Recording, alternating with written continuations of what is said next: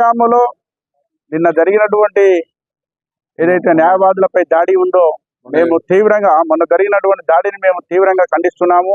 అలాంటి పునరావృతం కాకుండా రాష్ట్ర ప్రభుత్వం తక్షణమే డీజీపీ గారికి మేము విన్నవిస్తున్నాము. తక్షణమే దానిపై స్పందించి అదేవిధంగా మేము సీజే గారికి కూడా విన్నవించుకున్నాము.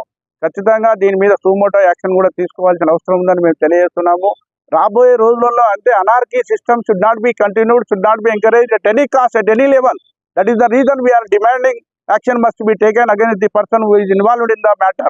ఎందుకంటే whoever it may be, whoever may in the position at all, వాళ్ళు ఎంత పెద్ద పొజిషన్లో ఉన్నా కానీ దే షుడ్ బి బైండింగ్. అంటే everybody must follow the law. Law is the supreme authority, constitution is the supreme authority.